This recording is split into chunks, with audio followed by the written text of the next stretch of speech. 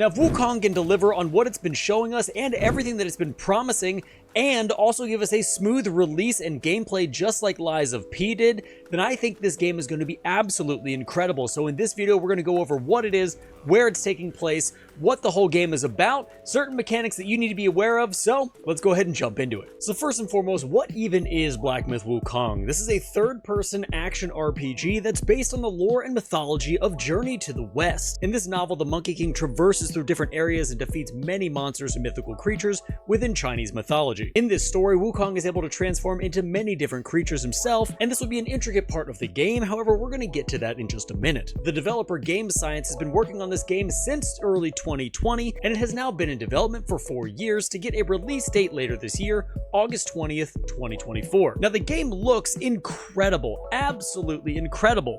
Black Myth: Wukong is one of the most beautiful games I feel I've ever seen. The level design looks immersive, as well as carefully and meticulously crafted bosses and enemies to litter the landscape.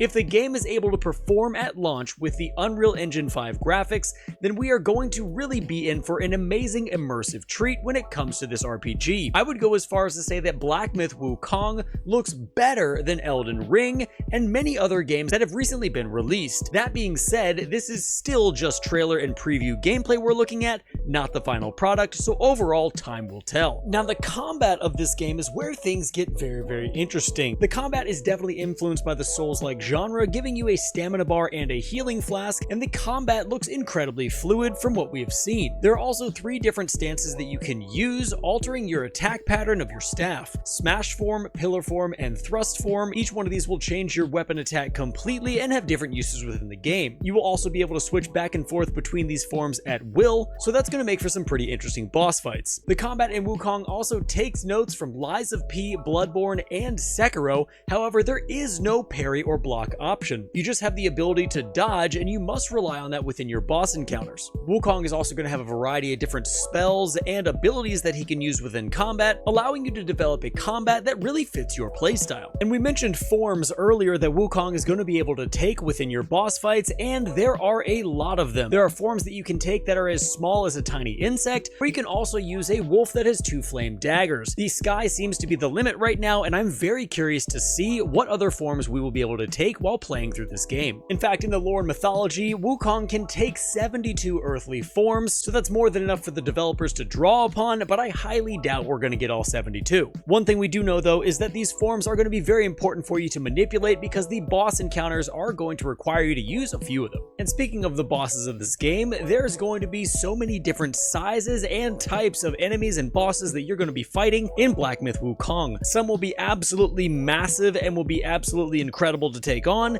and others will be small and humanoid type, more like a 1v1 battle. And this also brings up the question that I've been reading a lot online, and that is Wukong only going to be boss fights? Well, here is how we think the game is going to go. Typically, the majority of us who've been playing Souls-like games have been very accustomed to an open world from Elden Ring, but before that in the Dark Souls games, everything was very linear. You would go into an area, you would fight through a bunch of enemies, and then you would fight a boss. That is much more of what Wukong is going to be, instead of the Elden Ring massive open world. Now, with that being said, there are going to be some very massive spaces and very massive levels that you can traverse through in Wukong. However, it won't be the typical Elden Ring massive open world that we've been accustomed to for the last 2 years. And if you ask me, I really enjoy the idea of going back towards a more mission-based system, where you start in an area and you run through killing a few enemies, and then you get to your boss. With that being said, there's going to be no shortage of exploration, armor, and different items to find all throughout your playing of Black Myth: Wukong. I think whatever we do get is going to be incredibly awesome, and we are going to be very immersed within this game. There's also going to be a skill tree in which you level up your character. We're not 100% sure what this is going to look like because no info has been shown yet, but I would assume it would be very similar to what we've had in Lies of P, Dark Souls, or Elden Ring. The reason I feel it's going to follow one of those leveling systems is because this game has taken a ton of inspiration inspirations from the Souls-like genre, and that would only make the most sense to me. You'll also be able to use the level up system at lanterns you find scattered throughout the entire game, much like the Sights of Grace in Elden Ring or the bonfires in Dark Souls. These will also work in the exact same fashion. Not only will there be a skill tree, but there's also going to be ways to upgrade your weapon and armor. However, there's been very little shown on this so far, so I'm just going to leave it at that. Wukong is slated to release this year, August 20th, 2024, and it will be a $70 game. However, I do have some concerns.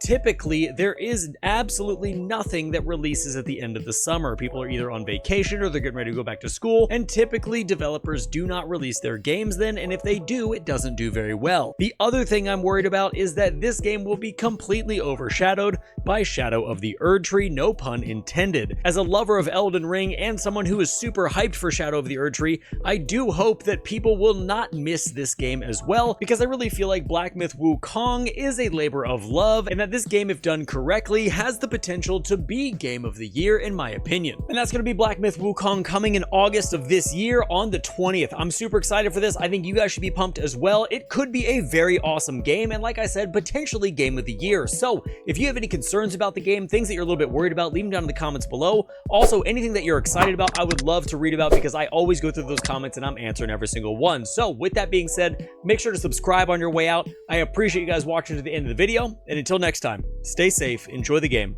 and I'll see you in the next one.